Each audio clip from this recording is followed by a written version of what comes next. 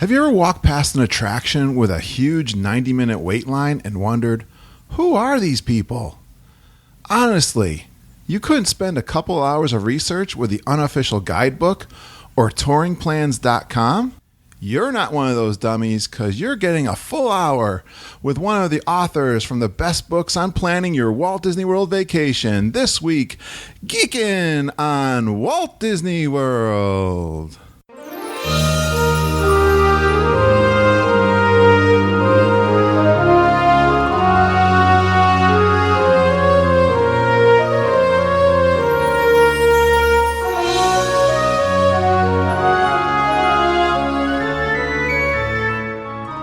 Are you ready for a fun-filled hour of food favorites, resort hopping, and hanging out with Disney World geeks?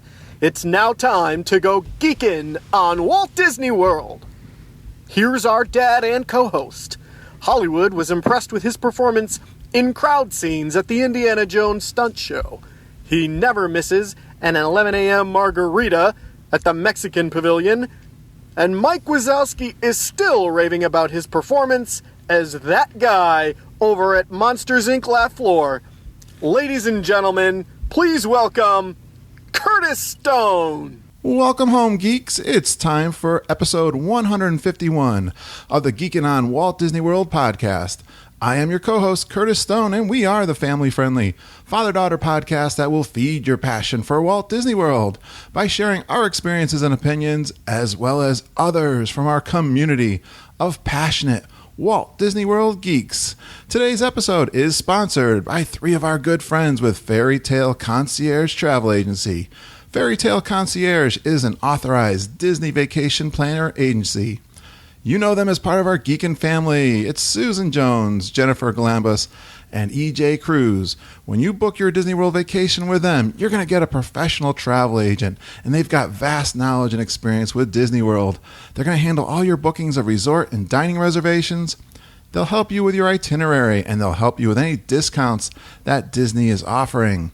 They give you individual attention to meet your specific needs. So contact them for a free, no-obligation quote.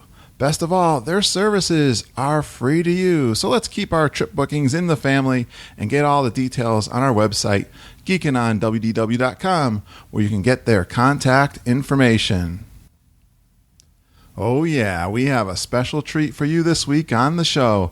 Lindsay and I sat down with Len Testa from the Unofficial Guide to Walt Disney World and touringplans.com. Geeks, I was blown away by this interview. I must admit, I had some feelings of inadequacy to continue as your podcast host the next couple of days after we recorded this show.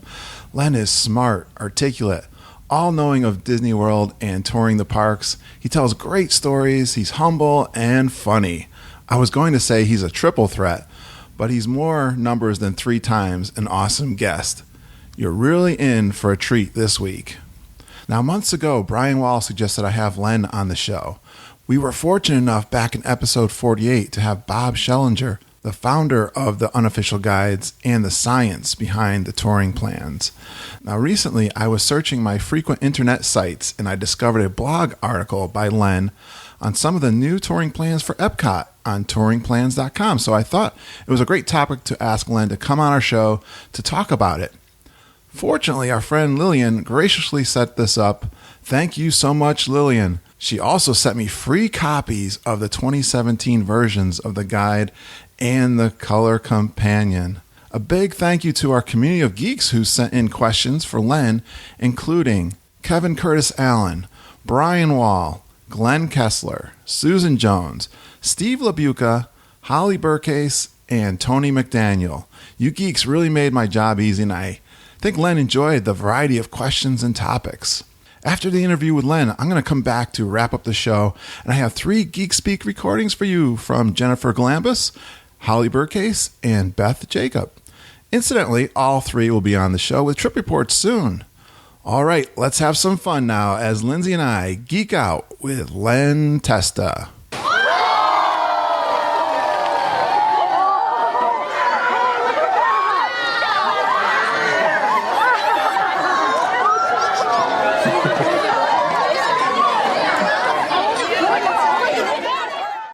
Lindsay, we are really excited tonight. Are you excited tonight? I'm bursting at the seams. Excited. We're having fun already. We haven't hardly hit the recorder yet. But we have a guest tonight who's the co-author of the Unofficial Guide to Walt Disney World, the Unofficial Guide to Disneyland, and the Unofficial Guide to British Theme Parks, which I didn't even know there was one of that. I know someone in our audience who's going to be very excited about that.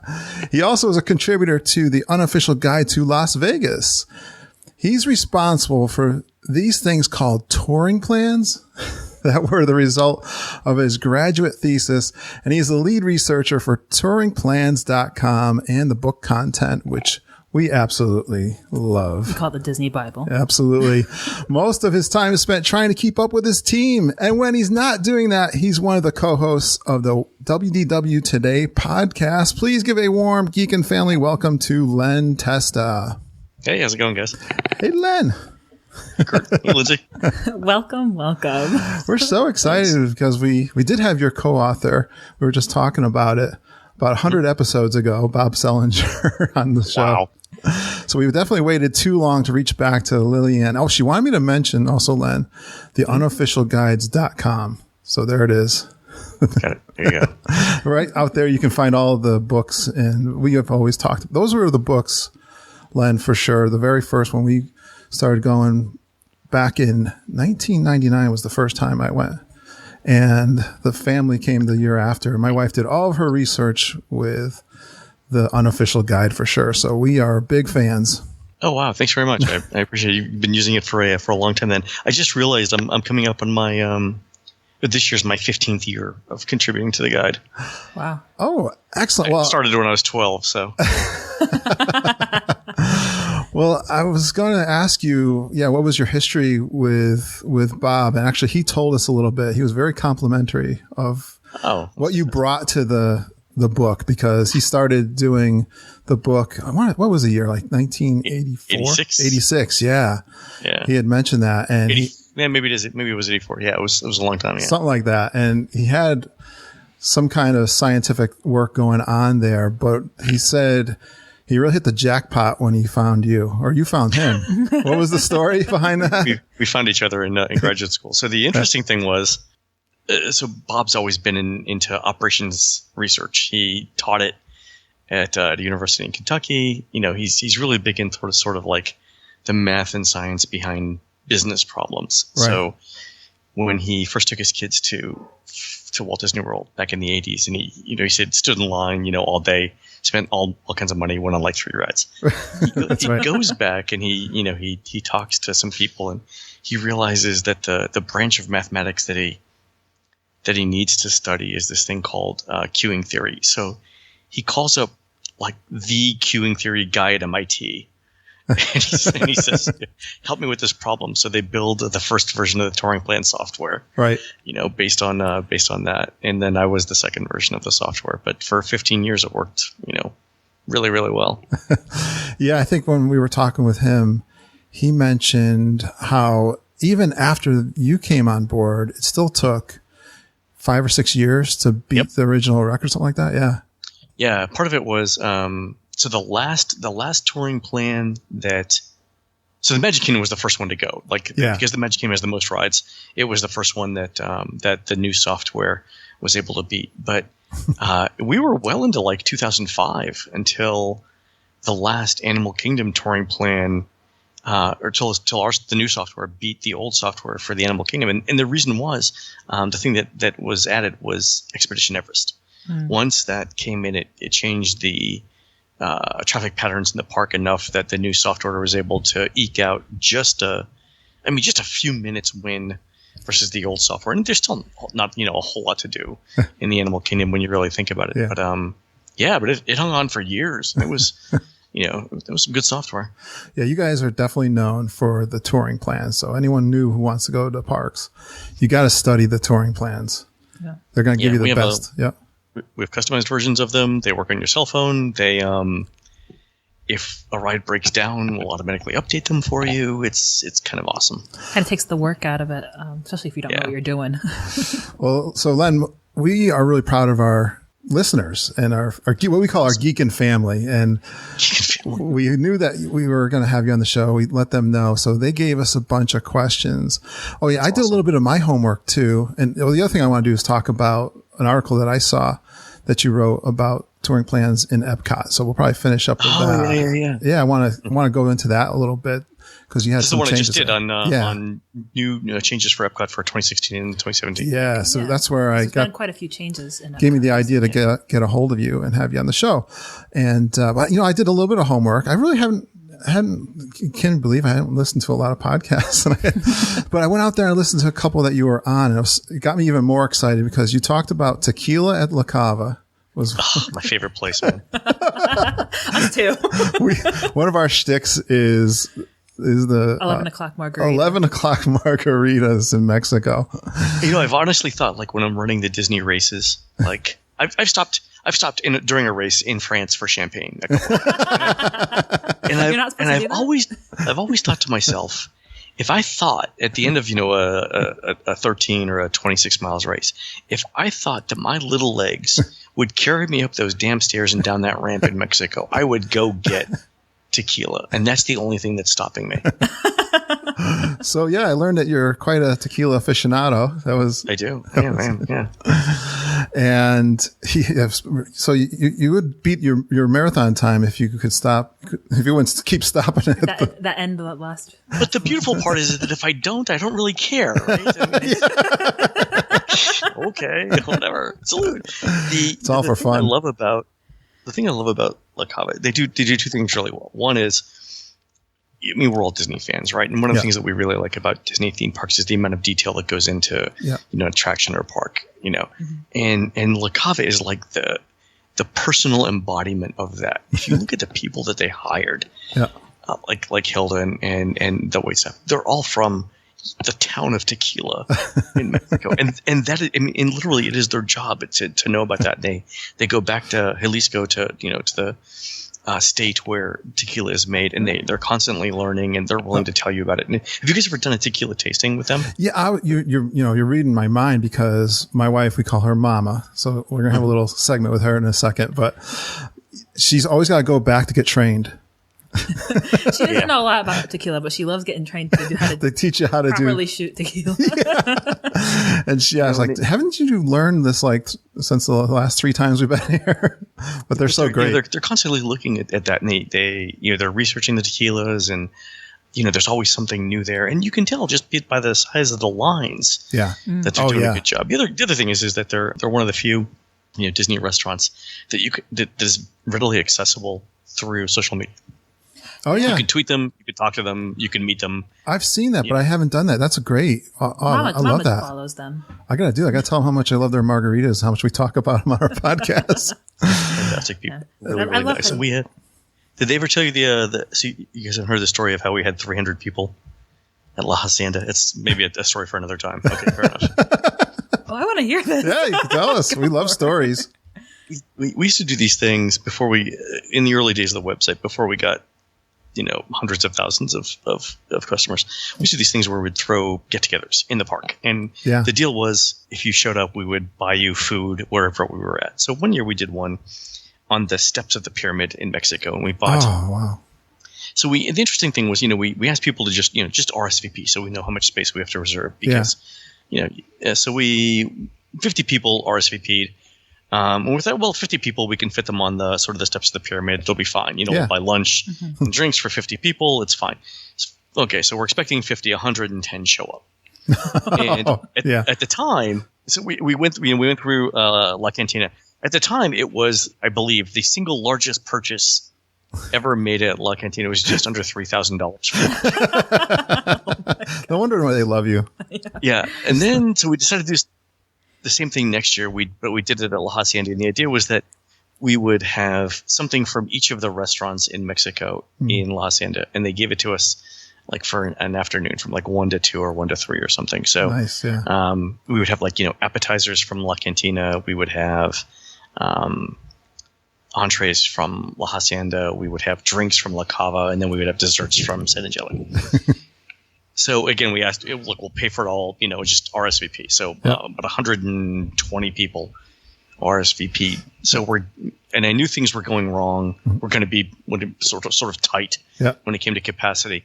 When I walked up to Mexico and I saw this line going almost all the way back to the Odyssey restaurant, and I'm like, well, was there a character greeting I'm missing?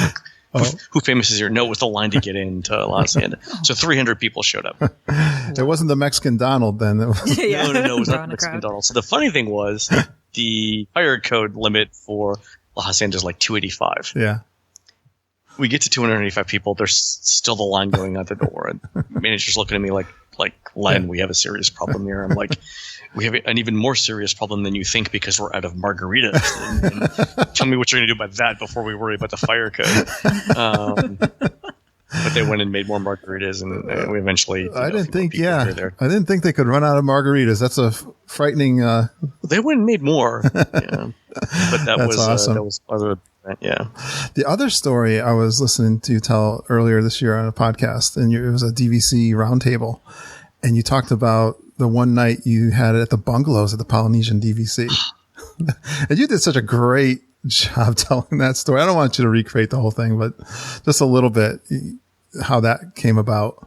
So the thing I tell people all the time is, you buy the book, you subscribe to our website. We know you're paying us good money for it, right? Yeah. And the reason why I don't like staying at places like the bungalow is the same reason why I don't like staying at like the presidential suites. It's just not a good use of the money that you give us, right? Yeah. I'd much rather stay, 30 nights at value resorts or offsite resorts or whatever. But for doing research, which is a whole other thing. But this last spring, we had given my younger sister a whole bunch of points to stay a week at the Animal Kingdom Lodge, and 2 days with my mother. So she had like a 1-bedroom suite or something. Yeah. 2 days before she's ready to go, her husband calls and said, just got a big promotion, has to leave the state for 2 weeks to go meet his new team, so they can't go. Yeah. So Laurel and I have these points, and the points are going to expire like in March. It's February 27th. Right.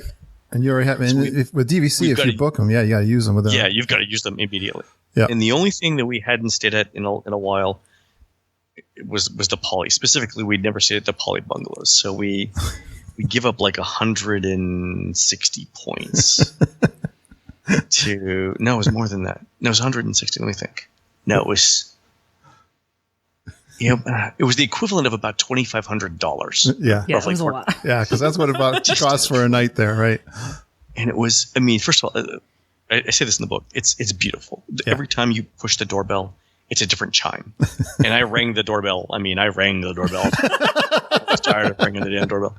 The shower is like bathing in a tropical waterfall. There's just that much water. Yeah. All of the surfaces, the textures, right? The stone floors, the jute carpet, the jute rugs, the carpet, all of the surfaces are just wonderful to touch.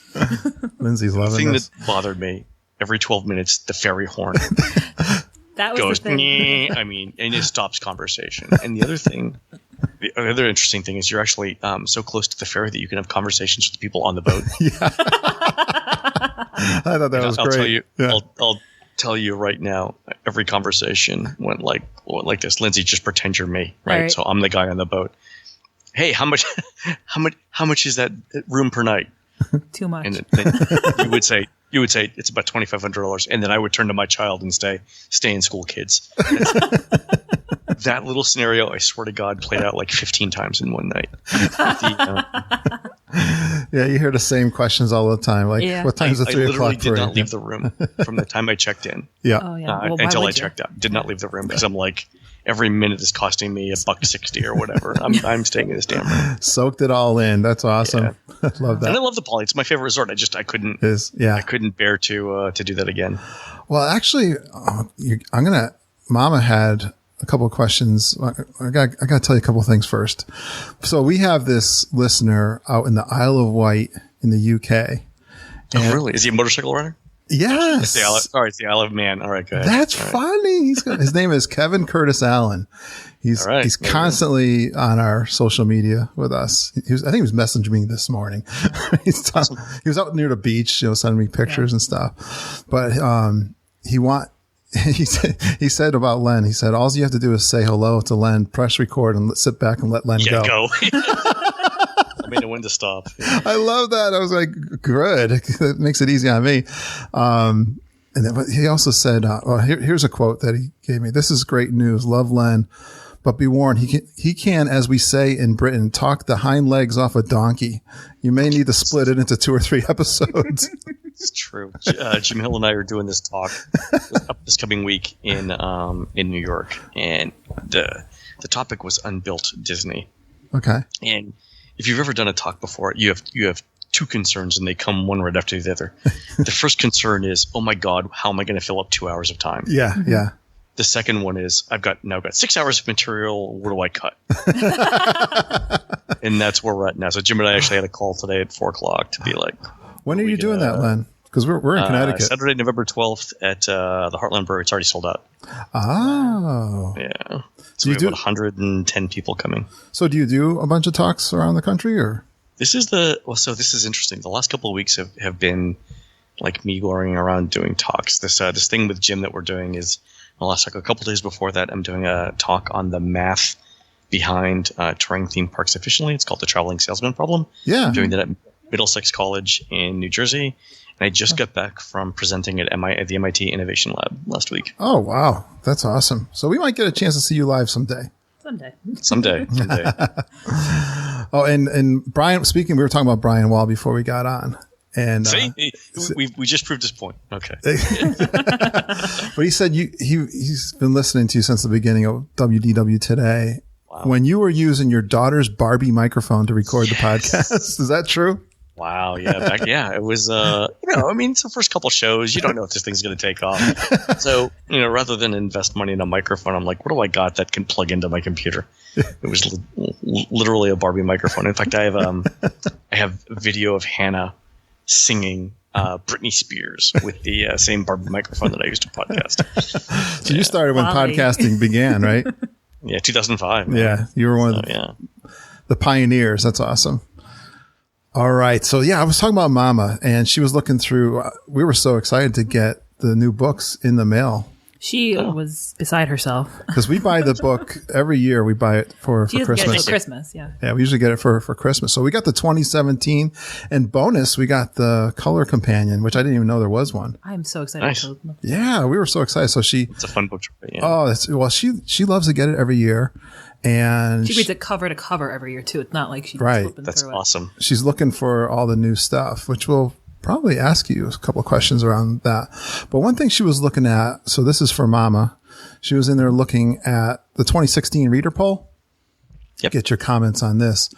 And we were just talking about our best. You just said the Polynesian's your favorite. It's my favorite also, by the way. And I'm not just sucking up to you.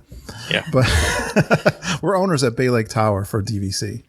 It's a great property. I love the decor. Yes, we love it so much. And we really debated between the Bay Lake Tower or Beach Club resale and ended up going brand new with the, and then I'm not looking back. It was fantastic. Yeah. You can't think about the points. You just got to do it. We actually designed the handrail of the one staircase in our house to copy that from the Bay Lake Tower Grand Villa.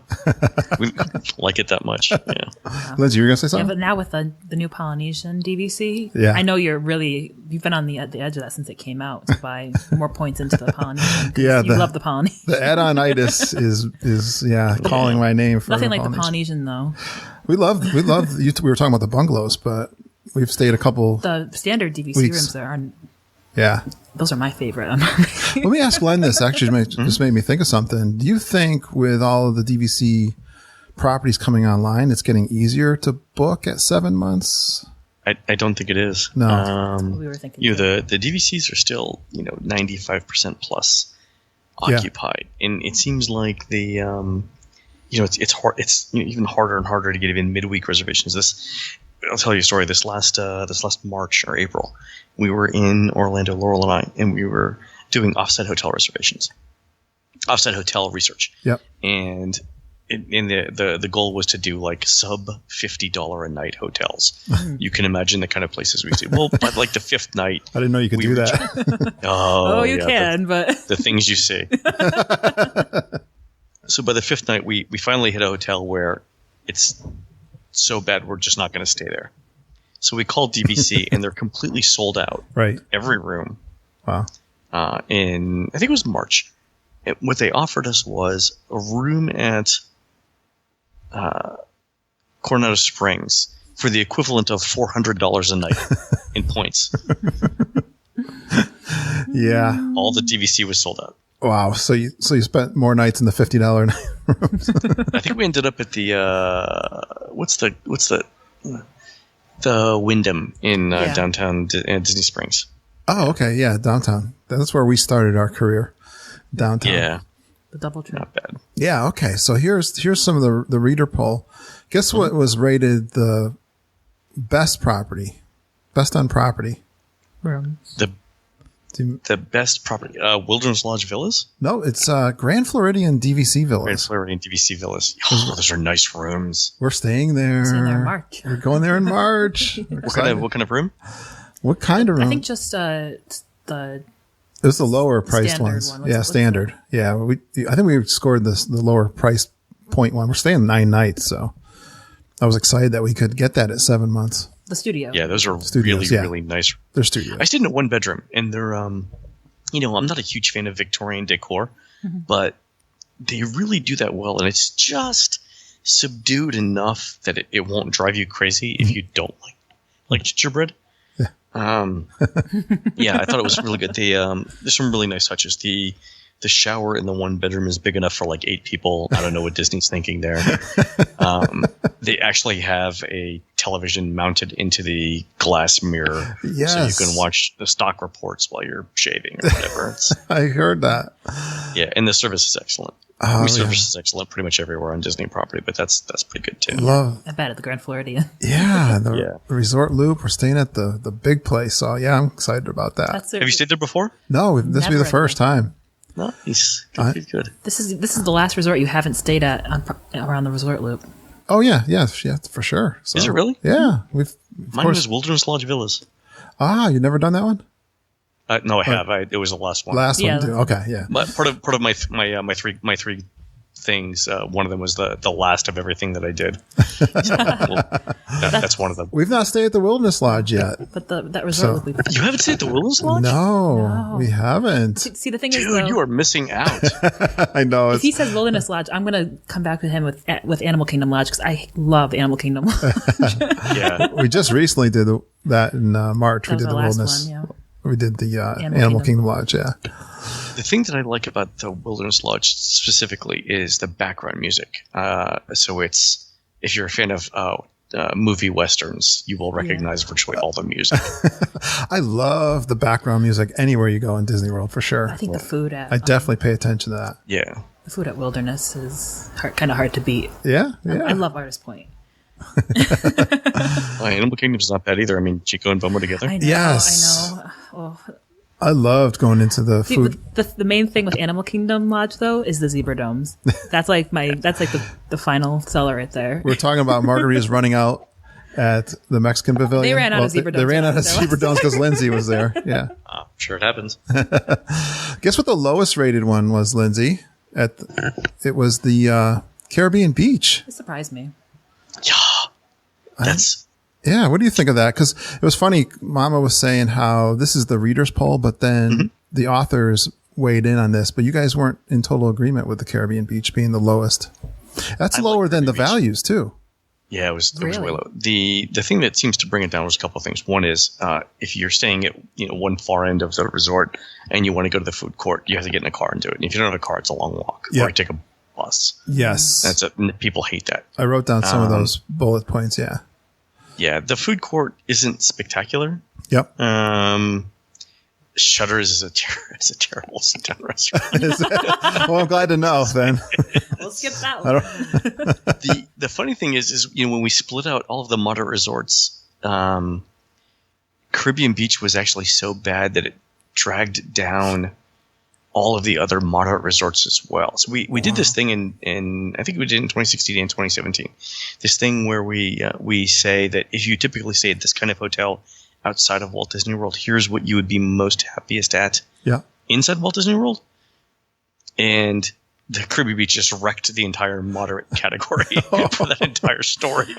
Poor Caribbean Beach. I feel sad for Caribbean. I kind of like it, and we had a listener who goes there all the time, and so. I mean, the first moderate, I think it's beautiful. I love the landscaping. I love the old-fashioned air conditioners. I like the fact that it's only 2-story, convoluted.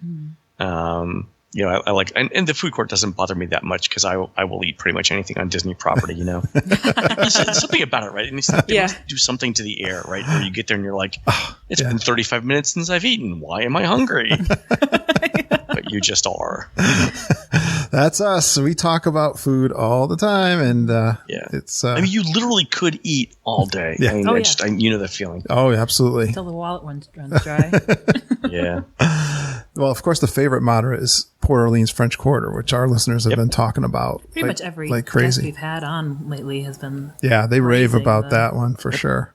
So the great thing about that, not only is it small, it's detailed, looks like New Orleans, but if you stay there, you can actually walk over to Riverside's food court for just a little bit of variety. Right. Yeah. Right. And then the number one value was the Art of Animation. Right behind it was the Pop Century, which I totally agree for the ones that we've stayed at. Hey, I'm staying at the Coronado Springs. Anything you can say about the Coronado Springs? Because Lindsay is in the college program internship starting in January. It's actually her second tour. Yeah. But I'm driving her down. I'm going to stay a few nights. I think 4 nights at the Mama to let you stay at Coronado Springs. Yeah. One of my travel agents got me a nice 20% discount in January. Nice. So what do you think of Coronado Springs? It's going through a refurbishment soon. So look for a refresh of the inside decor. I like it a lot. Yeah. I think the rooms are super, super, super functional, and it kind of has to be given all the business travelers that go there. But if you look at like how it has the sliding door to partition off the bathroom and sink area from the rest, and it's got a door for the bathroom as well. It means 3 people can actually get ready at once. Yeah. If you need to do some work, the lighting in there is excellent. I think the beds are comfortable. The thing that sort of divides people at Coronado Springs is really the landscaping. Because it's, the desert Southwest is, let's face it, it's a little sterile, right? It's kind of harsh. And that kind of, some people like it. Some people think it's all just, brown. And deserty. Deserty. And the other thing is the food court. The Pepper Market is sort of unique in the way that it checks you out at Caribbean Beach, right? With a little stamping ticket thing. I'm told that if they haven't got rid of that, they will get rid of that soon. There's a lot of convention traffic, and Maya Grill is solid. It's not great. I do like Rick's Lounge and Las Ventanas. Actually, a little bit better for like breakfasty and drinky things. Breakfast and drinks. I thought the food looked good there. Yeah, I like the Mexican kind of stuff, so I'm excited about that. And that's operated by the same people that do La Cava. Oh yeah. Oh, there you go. Yeah, because I was reading, or Mom was checking up to see if I'm going to do the meal plan for this trip. I guess they have different contracts with some of the vendors, and they're not Disney, so they don't show up right away. They don't have their contract set, but it should be all set. Exactly. Yeah. There's all this panic when the details come out in August, but by the end of the year, everyone's signed, and it'd be almost suicide for them not to. I can't imagine a vendor. Yeah, I'm not worried. No one would go. Yeah, it's true. Right. Exactly. So much of the traffic is dining plan. Lindsay, what are you doing your college program on? I'm going to be merchandise again. So I've done it before and looking forward to hop right into it. I don't know that we don't find out till we get down there, unfortunately. Where were you last time? I was in downtown Disney when it was still downtown Disney.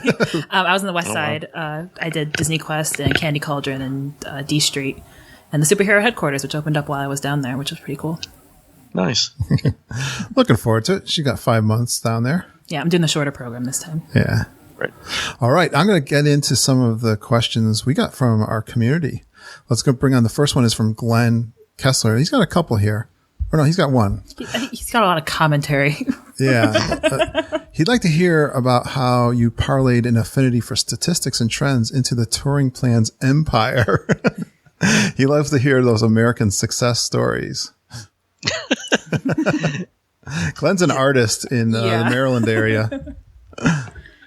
Yeah, so there's 2 parts to doing a good touring plan. One is sort of the computer science behind it, right? The actual crunching of the numbers, but and that's what I did in my grad school research. But the The other thing is the numbers themselves. So we've really got a great team, Fred Hazelton, Steve Bloom, that do this forecasting for us, and it's incredibly complicated to forecast out how busy Space Mountain's going to be at noon on Thursday, September 5th, 2017.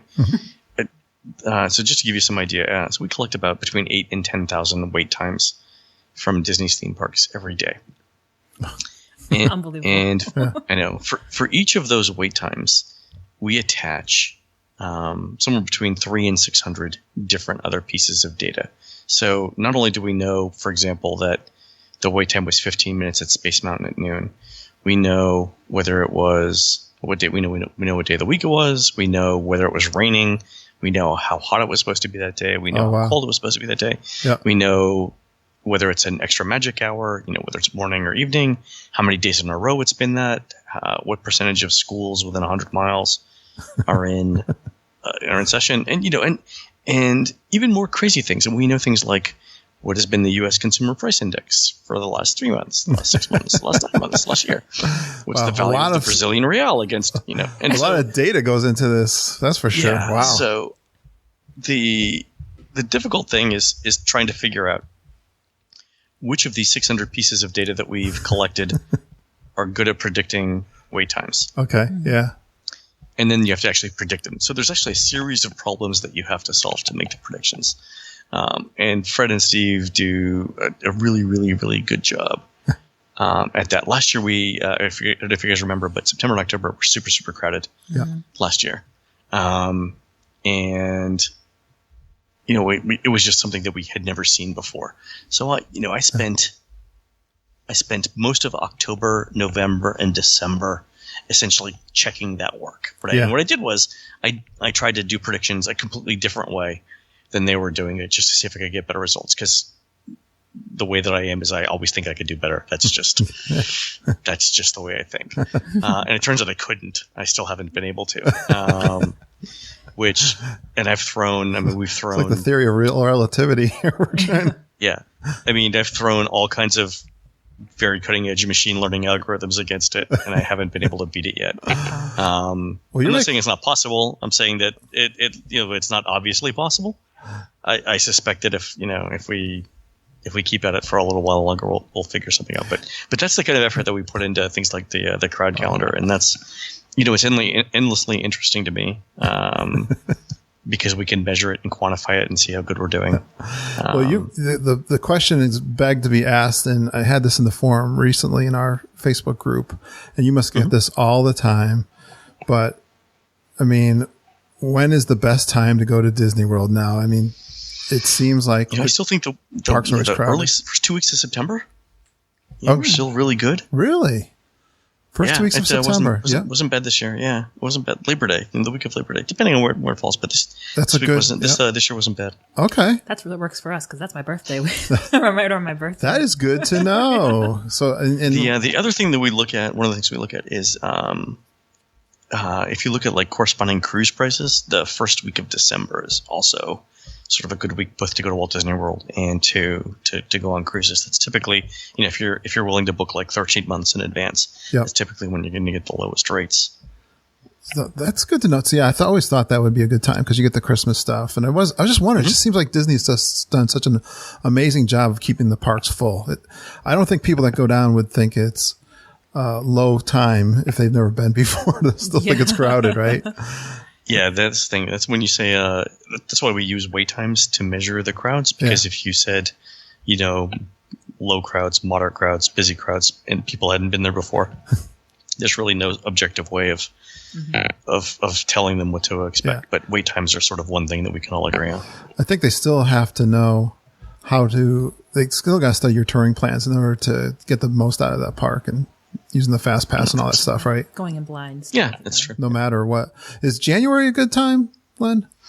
So this year's interesting because if you look at the calendar, I think the way that kids are in school, January 1st is on a Saturday. So many kids, I think most Floridians, and in fact I think North Carolina, where I'm at, I don't think most kids go back until the 9th. Okay. So the interesting thing is, you could have people that are there like the first is a Sunday, so everyone will have the second off.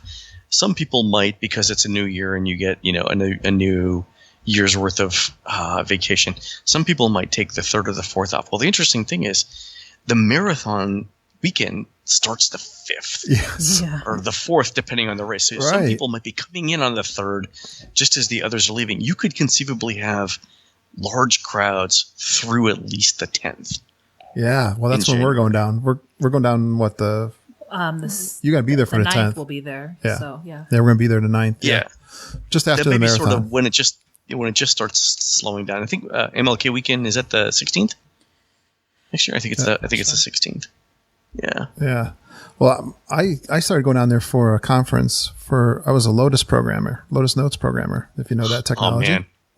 Yeah. Yes, I used to use Notes all the time. Yeah. So I was a Notes developer, and we used to go to Lotus Sphere in Disney World in January. But I used to bring my wife down, and it just seemed like the first years we went, it was pretty quiet. And then all of a sudden there seemed to be busy crowds all the time. Yeah.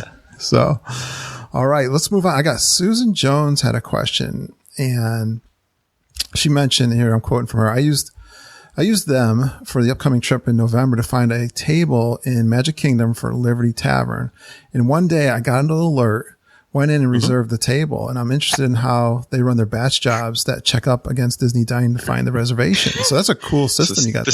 The secret is it's not a batch job. It's actual people that are doing it. There you go. Well, Susan works with me, and she's a business analyst. So I think when she used that term batch job, I was like, oh, she's trying to show up Len with her, with her IT experience. A lot of people think that it's some sort of like super automated process, but it's manual.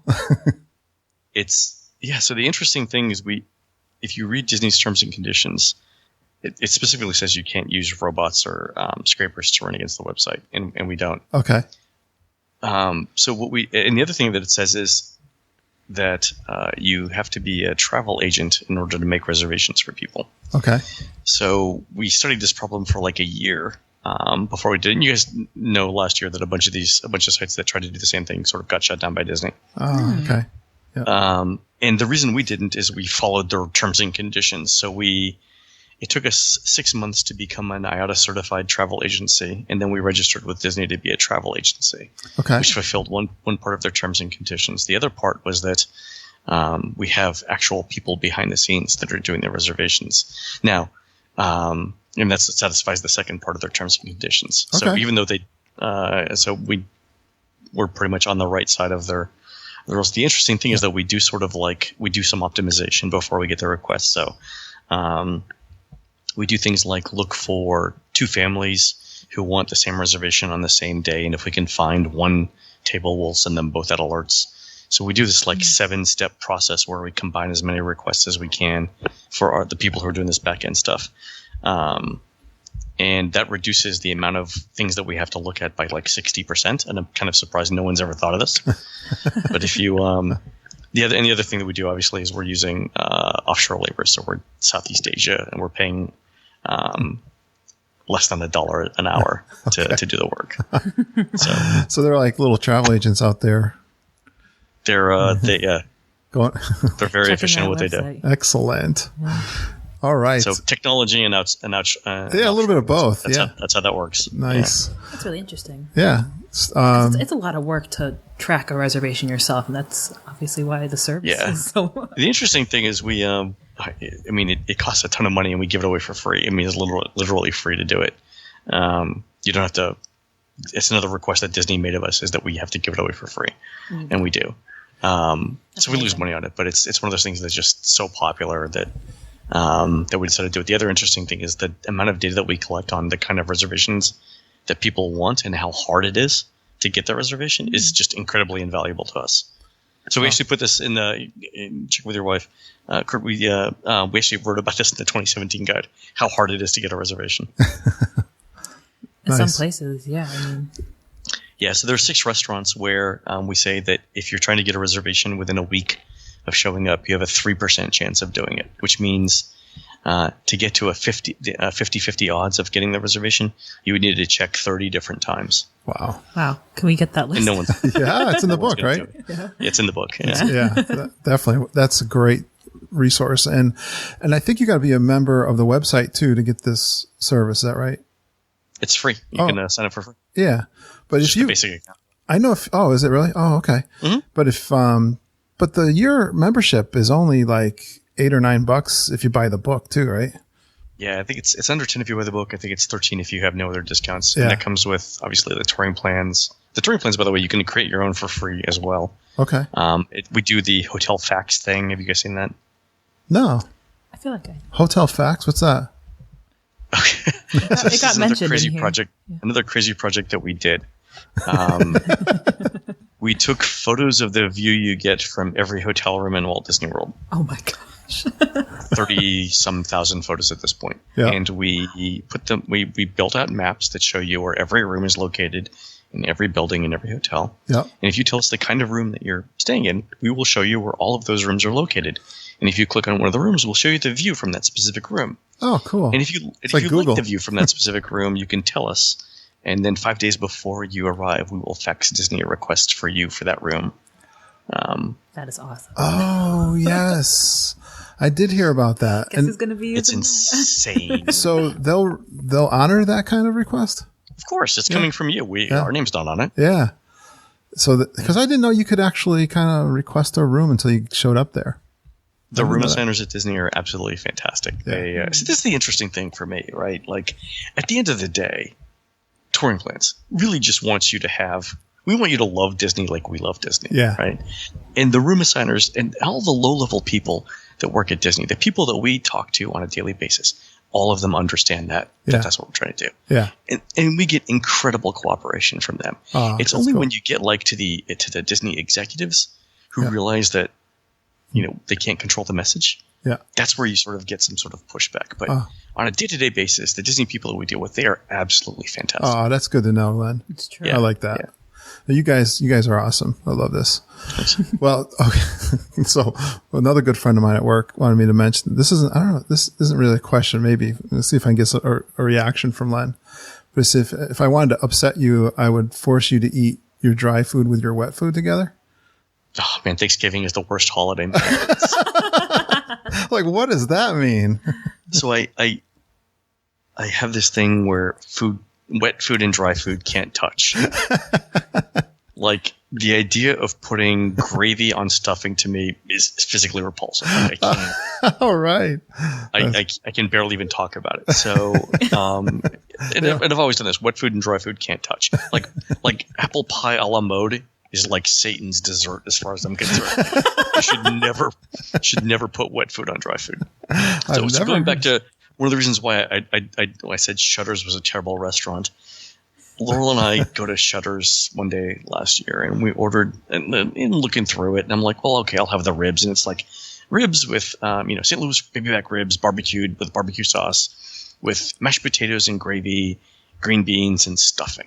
Right? Okay, so I'm like, okay, I can eat all of those things, gravy on the side or whatever, and that'll be fine. So, we're sitting there, and it's been a long day. We've been out all day, and the server comes. And she puts this bowl in front of me, and all of the food is in the bowl that's touching. Like they had put green beans at the bottom, then stuffing. Really? No, sorry, then mashed potatoes, stuffing, poured gravy over it, and then set the ribs on top. And it'd be like setting your dog food bowl in front of your dog and then kicking it over. And the dog looks at you like, what am I supposed to do with this? Wow, what were they thinking? I didn't know. I'm looking at Laurel like, I literally cannot eat this. And not only can I eat it, but like my gag reflex is kicking in and I need to leave. Wow. I can't imagine anyone would ever serve something like that because there's a lot of people who cannot mix food like that. Yeah. Who thinks this is a good idea? I know it. That should be a choice. Right? Like a choice. A larger plate was going to kill you people? What? Yeah. And you don't tell anyone? You should. That's something that should have a warning. Experimenting? Everything's going to be touching. Wow. I kind of like picked at the very top of the ribs, and Yeah, I'm with you. I'm starting to understand this phobia you have because I didn't know I had it. It's more of I just don't want everything touching. Yeah, none of mine wet and So dry. people will occasionally send me these they're like sort of like imagine the letter C backed up against an inverted letter C, and it's made out of like silicone, but they're like plate dividers where you can put things in and they won't touch. And I've got like 6 of these now. Honest to God, for one Thanksgiving, as like a semi joke, we bought the kind of stainless steel trays that they find in prisons, they give in prison, and we served Thanksgiving dinner on those. It was simultaneously the funniest and most efficient thing we've ever done. It separated the everything. With the wells, It is literally like the kind of sheet metal that they make license plates out of. They made these things. It was just beautiful. Dream come true.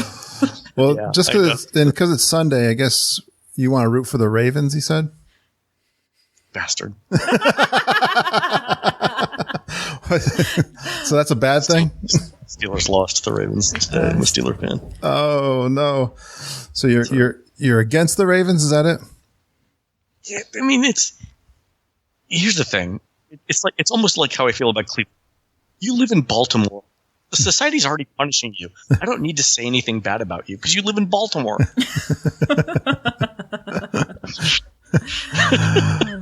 Oh, I got into the fantasy football this year for the first time. I am absolutely loving that. I didn't know if you guys, Lindsay's not into football, but I'm having a ball with it. I have Antonio Brown, who was going against the Ravens today. I think he ended up doing okay. He didn't do much. He did okay. He did like 19 points, I think, or 20, which is good. Yeah.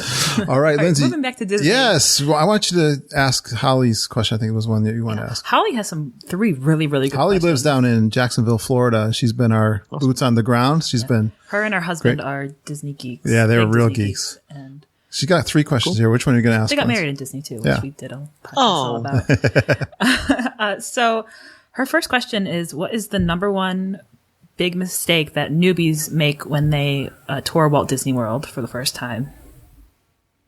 Because I'm a little biased here, but they don't plan. That's what we thought. You know what cracks me up, Len, when I go and I see all these people waiting in line. I know. Like, who are these people? What? I don't know.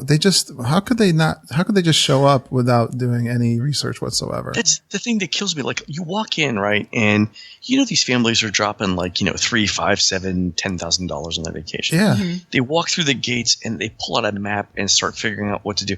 And the thing that I want to ask the parents first is, what the hell are you doing for your retirement? Because if you spent that kind of money without any sort of preparation whatsoever, what does your 401k look like? It just amazes me. And so, I mean, you don't have to do sort of the crazy step-by-step touring plan thing that we do. But what I tell people is get there early in the morning and have some idea of the order in which you're going to do the first 6 things. Yeah. If you don't like it after that, don't do it. But if you think that it's saving you time and it's a better way to tour, then go ahead and keep planning. But first 6 things out of the way. It really does work. Yeah, absolutely. And we got bumped. My wife and I got bumped from our March trip, and we were sitting in the airport at 3:00 in the morning. There was a bad storm.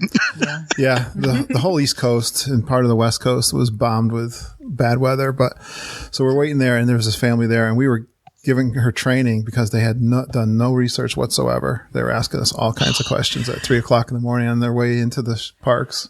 Yeah, That reminds me of the people who, if they see a line forming, they just get in line.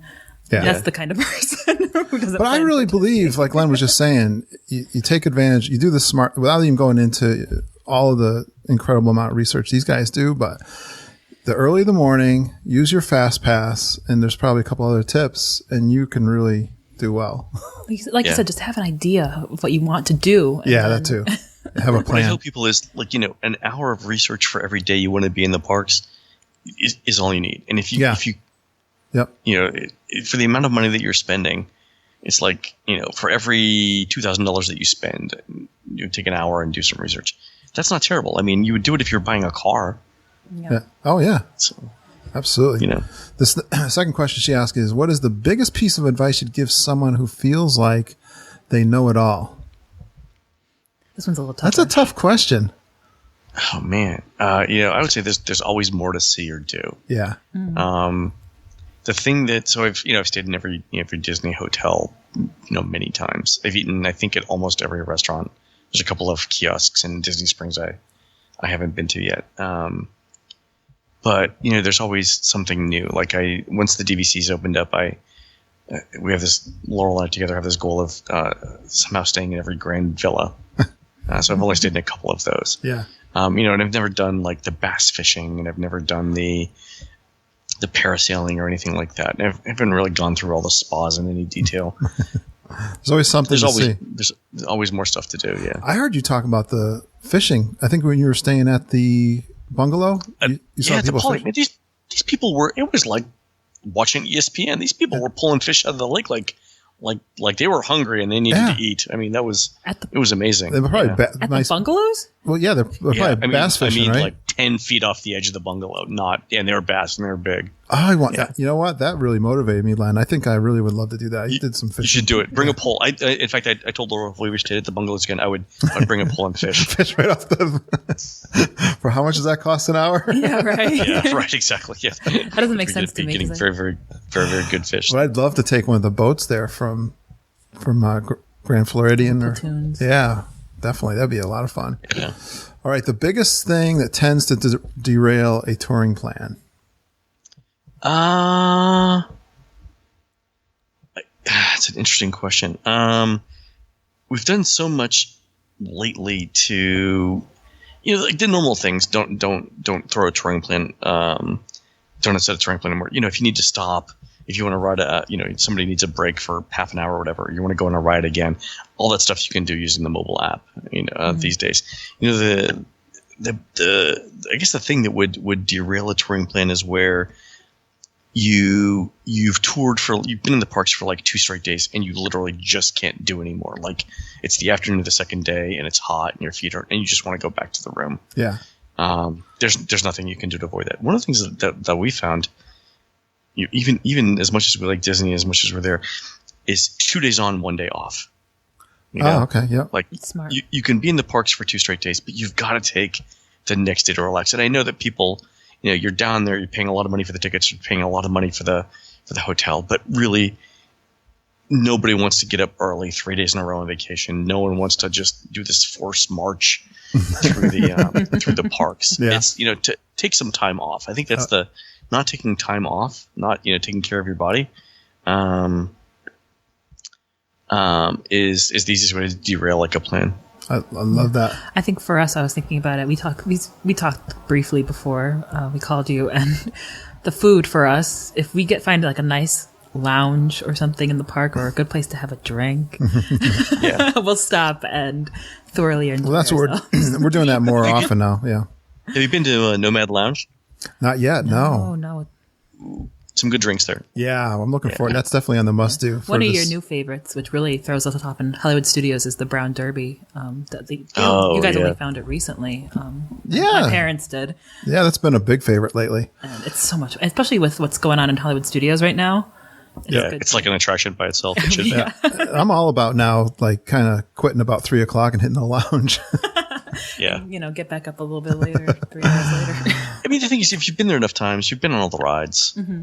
I know everyone's got things that they want to do or see or whatever, but to be able to go in and eat some really good food. I mean, I forget how enjoyable that is. Have you guys been to the new Disney Springs restaurant yet? A few. I've been to Jock Lindsay's, was the only one really I did. Yeah, no, we're going to be doing Boathouse and stuff. Yeah, like that. We got that planned for this trip coming up for sure. Fantastic. Good. When I'm down there alone with Lindsay, I'm going to try to do some Disney Springs. Yeah. My wife's not a big fan of shopping. Yeah, she doesn't shop, so it's hard to... It's hard to get her down, but she's totally into Jock Lindsay. She loved that. And awesome. I've convinced her with the Boathouse. We're going to do an afternoon there for sure. Boathouse is very good. I really like Morimoto. Yep. Mm-hmm. I heard good things about that.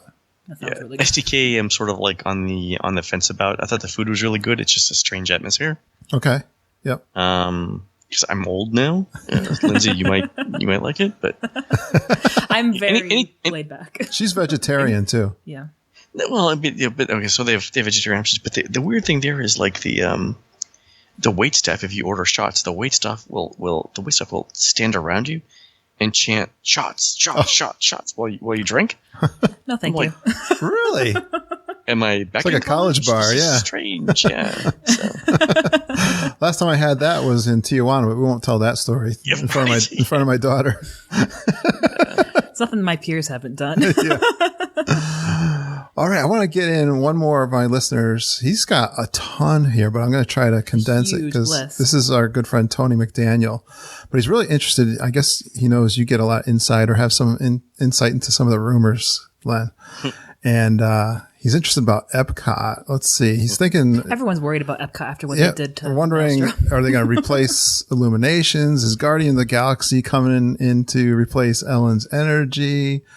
Ratatouille attraction, where would it go? A whole bunch of stuff here. Yes, another country for World Showcase? Would that really happen?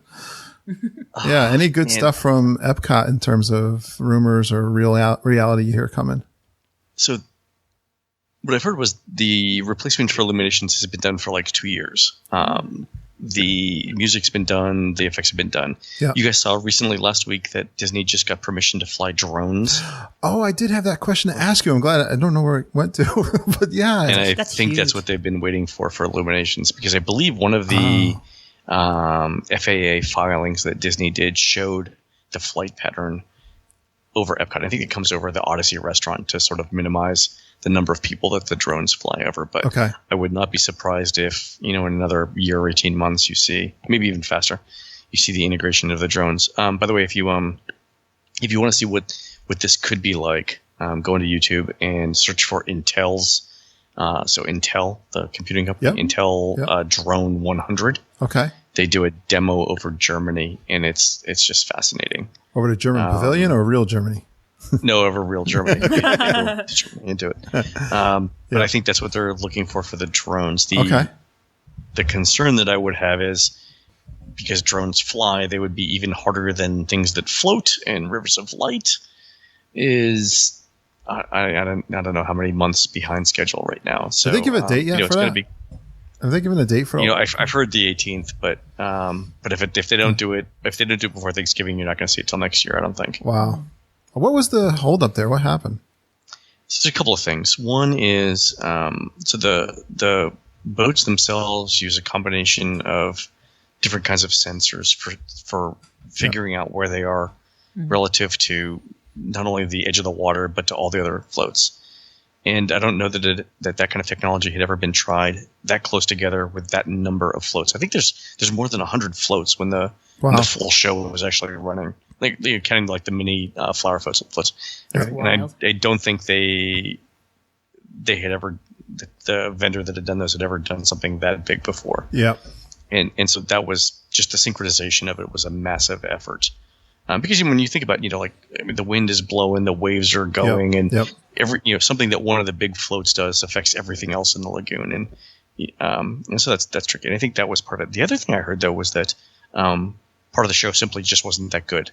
Like it dragged and it didn't test well. And some of that stuff, you can storyboard the heck and you can computerize the heck or simulate whatever you wanted, but until you actually get out there, in the environment on the stage itself, and you see how it all plays out, you don't really know how it's going to do it. So apparently there were a couple of scenes, and I've heard several minutes actually of the show that just wasn't that good, and so they decided to rework that. And then the hurricane hit, and they lost a couple of weeks there. Well, as a programmer, I can understand these kind of things, like big projects. So right. Let's see what else. Ratatouille definitely coming to France for the 50th anniversary in 2021. I'm so happy to hear about that because I was bummed when Ratatouille got taken out of Chefs de France. So, and it should be the ride from France. It should be the and they may actually change one of the restaurants as well. So what is this going to be a ride? Mm-hmm. Yeah, it's the Ratatouille ride from Disneyland Paris. Oh, which is really cool. So they're going to build that in the French Pavilion. Yeah, in the French Pavilion. Yeah. Nice. I didn't hear that. That's awesome. I love talking to you, Len. I get all caught up in 1 hour. What about Tony brought up a lot about Magic Kingdom too? Nighttime Parade in Magic Kingdom. Oh, Wreck-It Ralph maybe That's a at big Stitch's Great Escape, you think?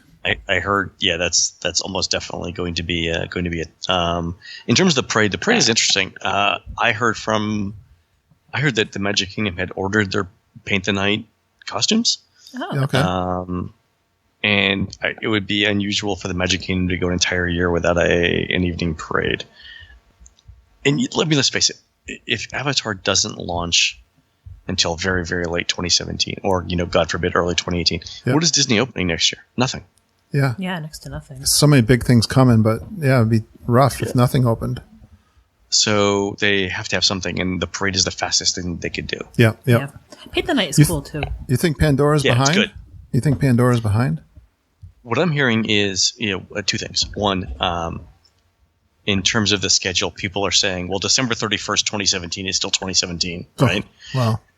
Or February 2018 is technically very close to 2017, so close enough. Wow. The other thing I'm hearing, though, is that to avoid this whole we can't open anything on time stigma, they might open the land and some restaurants early and not open the rides. Oh, wow. So you have something. I don't think that would happen because there's just so many chances for so many things to go wrong. Yep.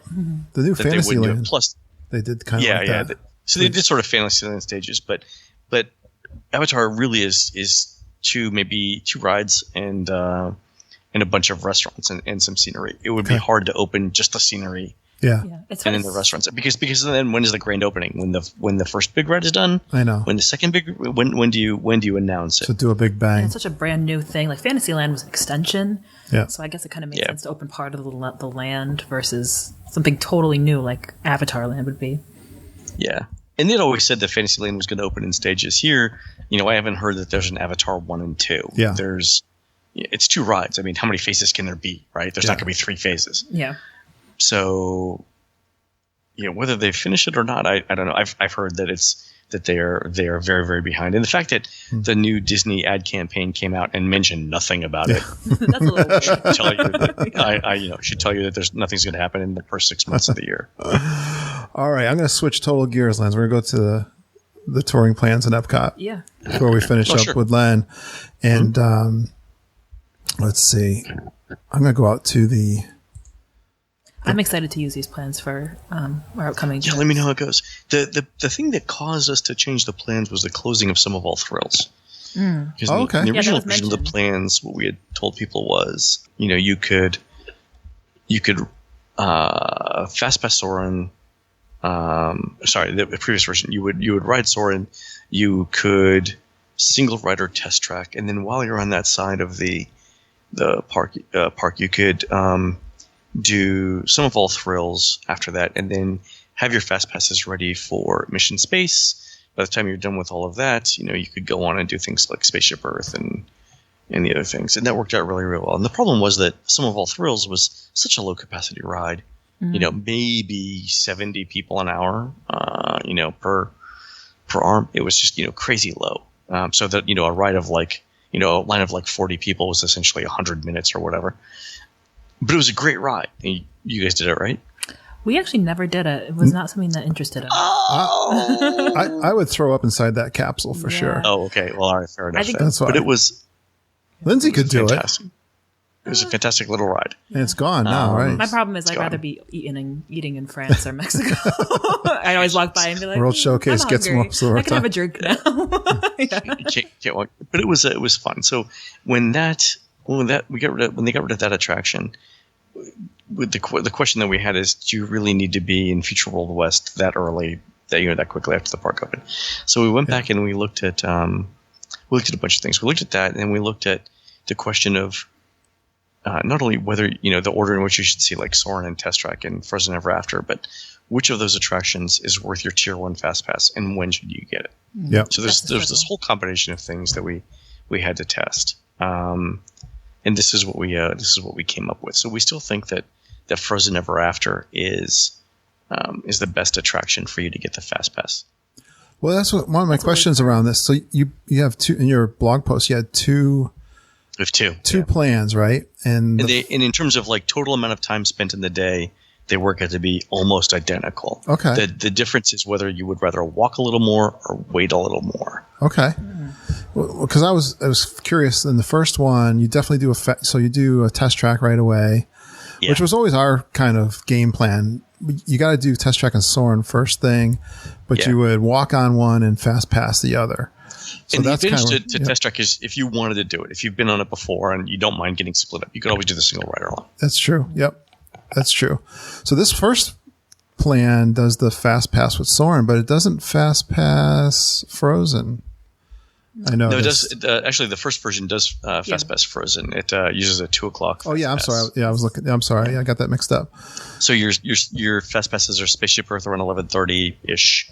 Yep. Mission Space Orange, which we recommend, and then Frozen Ever After, and then you're doing a clockwise tour of World Showcase. And that's good because you end up near sort of like the UK and Canada, which is a good spot for watching Illuminations. So even the first one, Len, if you get right over to test track, you still think you can get on Soarin' with only a 35-minute wait? So the date that we picked is actually the Friday after Thanksgiving to sort of give a moderately busy day. Yep. Yeah. So and Soarin' has three theaters now. I've heard that. Yeah, that's capacity has gone up by 50%. So the waits are moderated. Yeah. Even though it's brand new, the waits aren't too bad. No, it's a 50% capacity. Yeah. Yeah. Oh, it's not. Soarin's not being helped by the fact that all of Innoventions is closed now. Okay. Mm-hmm. Do you guys factor all that stuff in as things change? Yeah, we do. So remember we talked about the 600 different pieces of data we attached to every wait time. So one of the pieces of data that we attach to the wait times is how much of the park's capacity is closed for whatever reason. So is it 1,000 people an hour in capacity? Is it 2,000 people an hour? So we look at that. So your plans change on the website based on new info? That kind of stuff. Yeah. That's awesome. That's awesome. That's so cool. Thanks. So the other version of the plan has less waiting in line and more walking. Okay. And that does test track Journey to Imagination and then a Soarin' Fast Pass. And what it has you do is get to Frozen Ever After around 11:30. You'll still have a fairly long wait, almost 40 minutes, but you go back to Future World later in the day to catch some of the attractions that would otherwise have long afternoon lines. Right. So it's this thing where you dip into World Showcase just to see Frozen, Norway, maybe all the way up through Mexico and have lunch, and then you continue around. Then you go back into Future World again and catch things like Spaceship Earth and Living with the Land before catching Illuminations again. So it's like there's definitely a lot more walking. Okay. Yeah. But you would save more time, almost the exact same amount of time in line. How much time I wonder how much time I get in World Showcase, because that's my favorite part. Yeah, it's true.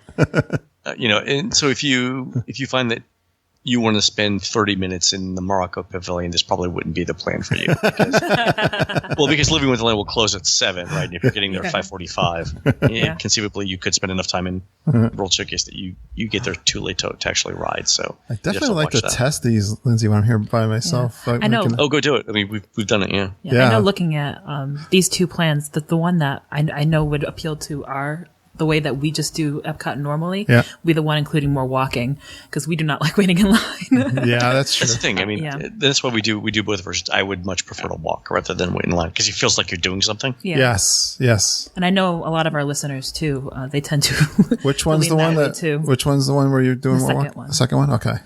Yeah. The other interesting thing that we found out is no matter how we structured it, whether you were going, first thing in the morning, whether you had Fast Pass, or not first in the morning, it's never a good idea to go to Frozen Ever After first. Okay.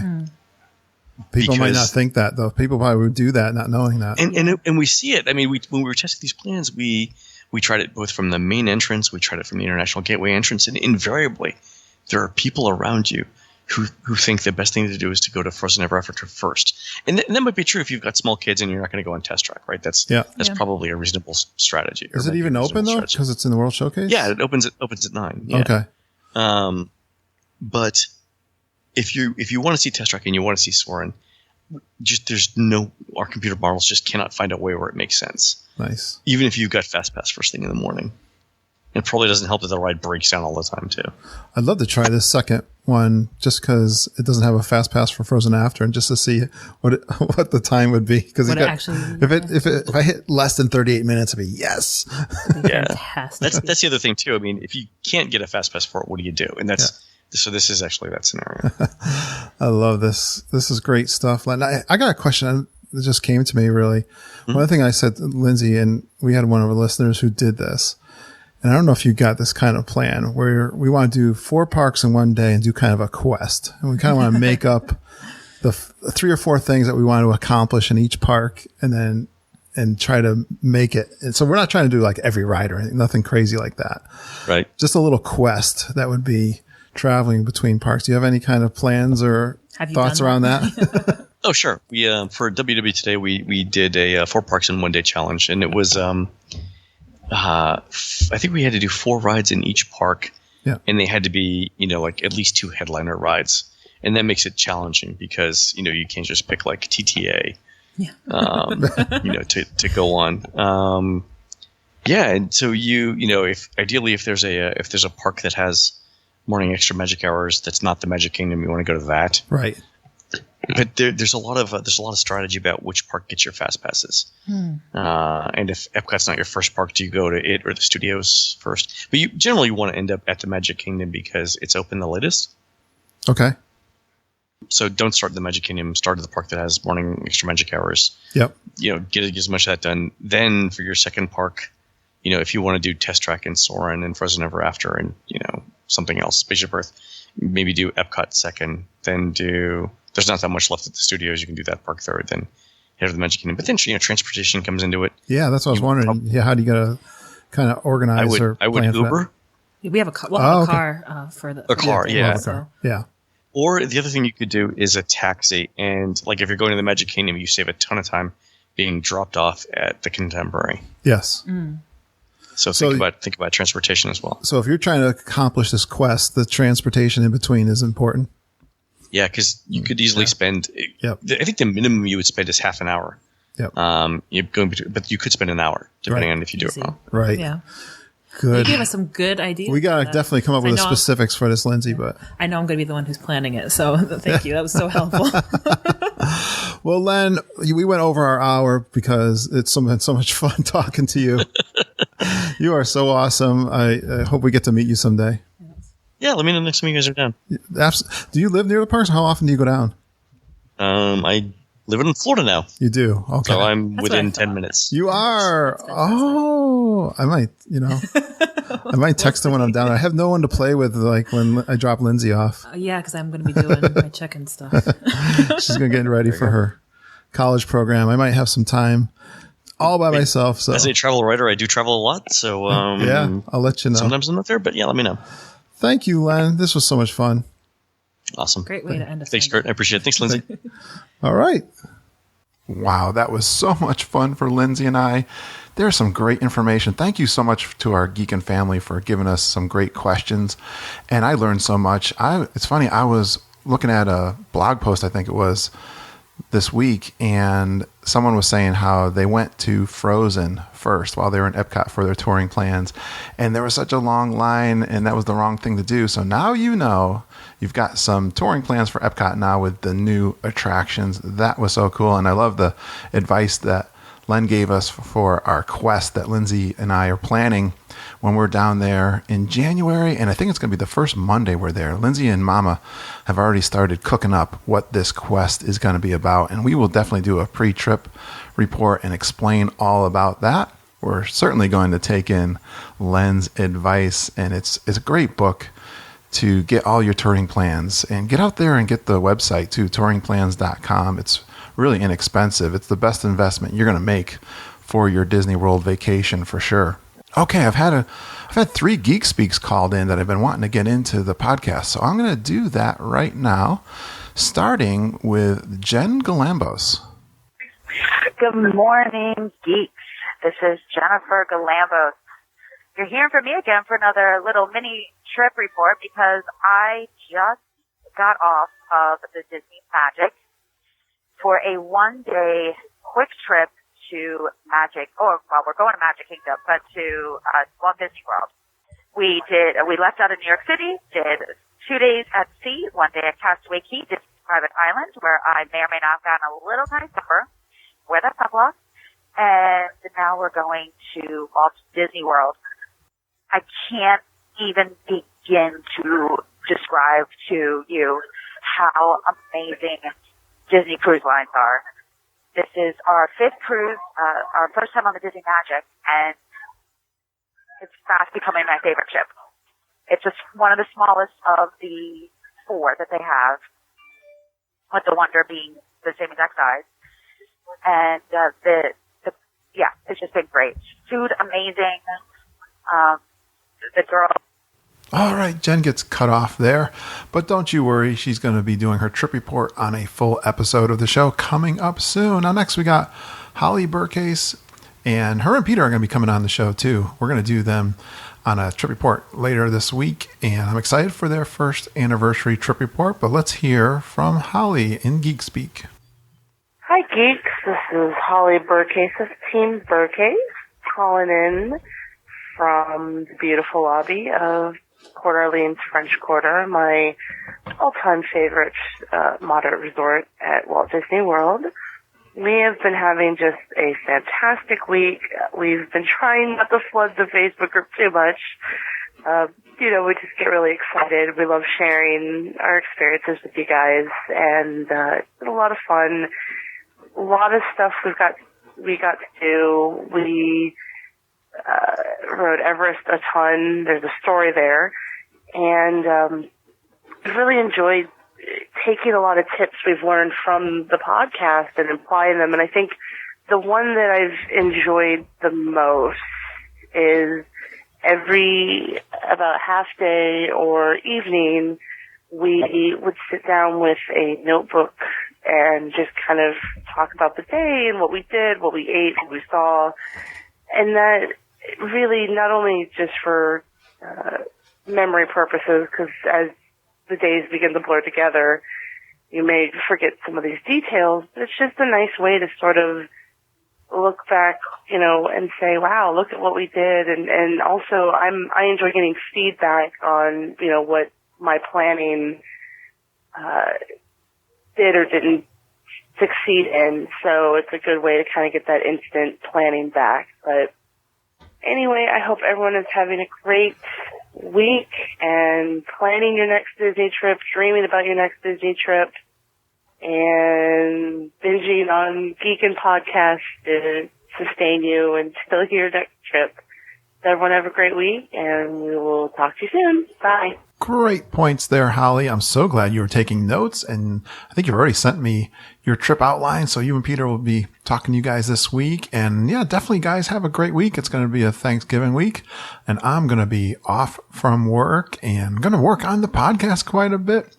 And this is really awesome that we've got a couple Geek Speaks come in that prequel their trip reports that are coming up. So let's do one more. And this one is from Beth Jacob, talking all about Disneyland Paris. Hi, this is Beth, a geek living in France, calling in to report on a fabulous 5 days we just had in Disneyland Paris. And I just want all the geeks to know they needn't be afraid to come here in Disneyland Paris. There's a lot of English speakers, and you can have a great time here. I just thought I could tell you guys 5 great things about the parks that you might want to know. First of all, out of the 7 resorts of Disneyland Paris, 6 are easily walkable to the parks, which I think is a big, big plus. The next thing I would say is the Adventureland at Disneyland Paris is wonderful. You walk in, there's Skull Rock, a lagoon, a big pirate ship, and just behind it is our Pirates of the Caribbean, which doesn't yet have Johnny Depp in it. Third great thing is our castle nighttime fireworks show, Disney Dreams, which is projection mapping and is all wonderful. And the new show we have in our Hollywood Studios park is Mickey and the Magician, which is a wonderful musical comedy, like really top quality. We were just amazed at it. And the show is done partly in French, partly in English. So the magician will say something in English like, Mickey, you have to be done cleaning my workshop in 1 hour. And then Mickey would reply in French, dans une heure, je peux pas finir, or dans une heure. And so you can kind of understand what's going on even if you don't speak French. And finally, the fifth really great thing about Disneyland Paris is under our Sleeping Beauty castle, we have a sleeping dragon. He's a huge animatronic dragon, and he's just gorgeous. So I think all you geeks should make your way over to Paris and have a visit, and then take at least 3 days, at least, to go visit Disneyland Paris. If you need any help, look me up. I'll help you. Okay, I better get back to doing French things, making dinner and all that, but hope to talk to all you geeks again soon. Bye. Oh, I'm so glad Beth called in with that little trip report and tips. And we had an awesome time talking with Beth to get a full trip report from her Disneyland Paris trip. And Kevin Curtis Allen also co-hosted with Lindsay and I.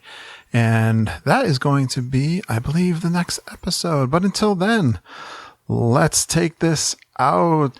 I want to remind you that we obviously have an awesome community out there of listeners and geeks and super geeks, and they all gather every day on our Facebook group. And if you'd like to be a part of that private Facebook group, just like our Facebook page or friend me on Facebook, and I will chat with you and get you in there. If you have any questions, or you have some ideas for the show, or you want to be on the show, do a trip report possibly, you can email me at kurt.stone@geekinonwdw.com. And if you do want to leave a voicemail like the three just did on Geek Speak and be part of that segment with any trip reports or tips or questions, that number is 860-294-4774. And finally, the Geekin Gazette goes out every Sunday. I put in some of our top favorite news items from the week, either from Disney World or our Geekin family from the podcast. We just put one out. I was really excited. Auntie Judy saved $1,000 on her March trip by switching to the Caribbean beach from the Port Orleans French Quarter by using her AP discount. And I know everybody loves Port Orleans French Quarter, but $1,000 is a nice savings. And she'll probably put that towards another trip. I think she was talking maybe in June. And, well, lastly, if you have a friend or if you're looking to plan a Walt Disney World vacation, use our travel agents, Susan, Jennifer, and EJ at Fairy Tale Concierge. Just go out to our website at geekinonwdw.com and get their contact information. Thank you for going Geekin on Walt Disney World with us. We really appreciate you listening, and have a magical day, and I hope all your dreams come true.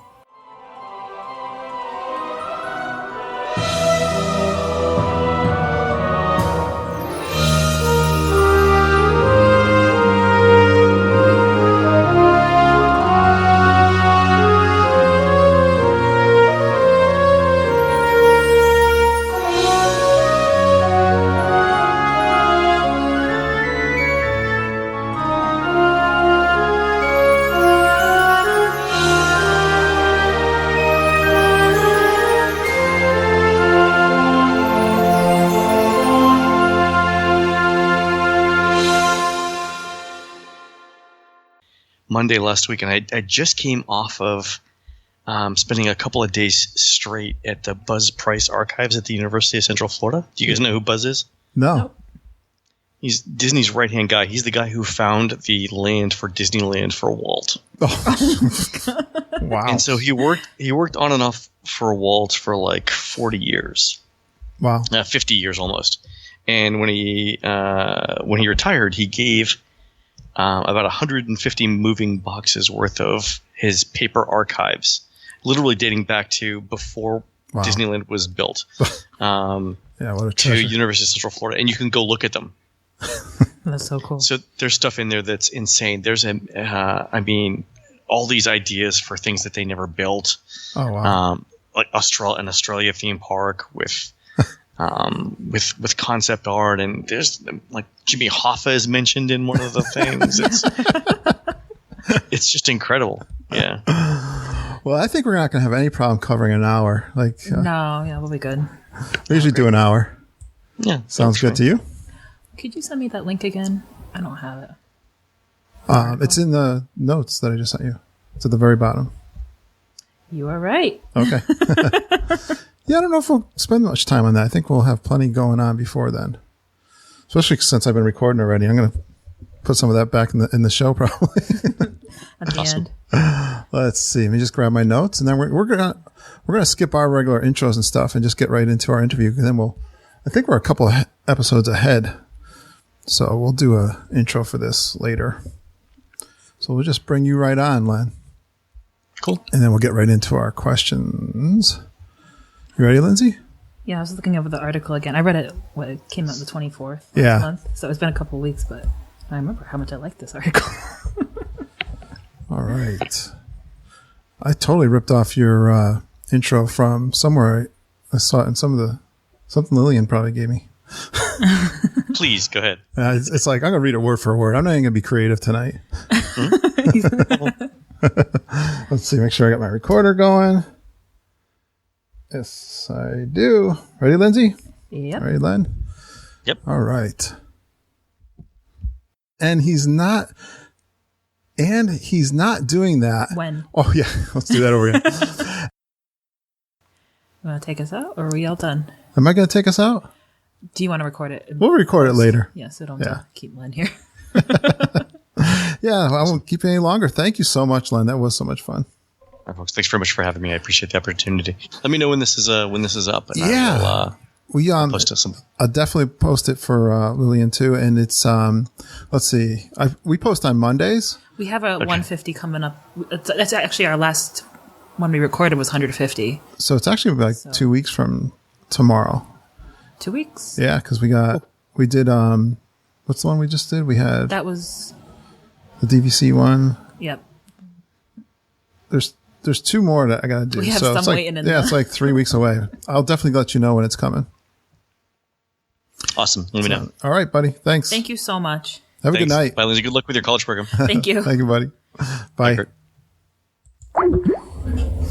He's a cool guy.